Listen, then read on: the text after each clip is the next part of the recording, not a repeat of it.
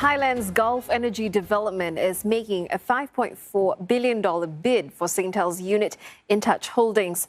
Intouch controls Thailand's largest mobile phone operator, Advanced Info Service. But many may remember it as Shin Corp. That's when former Thai Prime Minister Thaksin Shinawatra sold his Shin Corp stake to Singapore's Temasek Holdings in 2006. The sale sparked widespread public criticism in Thailand.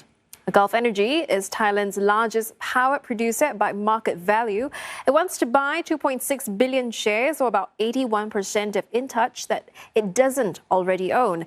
It's offering $2.08 each. That's 11% higher than Intouch's closing price on Friday.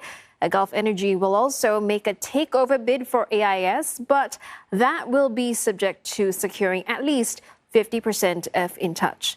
Singtel owns 21% of Intouch and 23% of AIS. It says it will be reviewing its strategic options to ensure that Intouch and AIS shareholders get the full benefit of the intrinsic value of the businesses. The Singtel share price was up almost 3% after the announcement of the buyout offer. Intouch shares jumped as much as 9%. That's the most since March last year. They've closed slightly lower. Fung Chong-chen from CGS CIMB Securities joins us now. Mr. Fung, what is your take on Gulf Energy's offer? Hi. Well, if we look at Gulf's offer price, it is only 7% higher than the price Singtel paid to buy its Intouch shares from Temasek in August 2016. And it is also just 4% higher than our fair value for Intouch.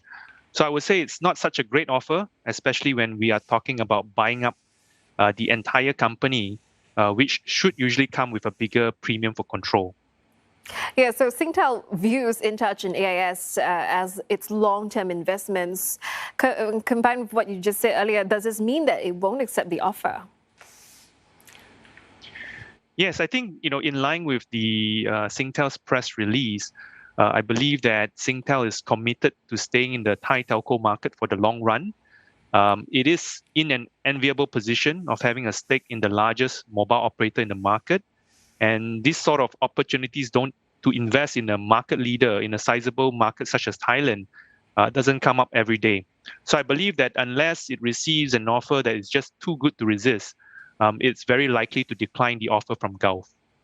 Yeah, so let's say they do receive such an offer and, the buyout is successful. How is that going to affect Singtel's shareholders?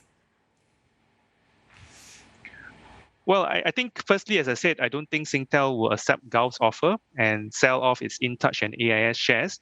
So if that is the case, there will be no huge sale proceeds, nor any prospects of special dividends to Singtel shareholders from such a sale. However, any excitement that drives up Intouch or AIS share price, as we've seen today, may also get reflected in Singtel's share price in the near term.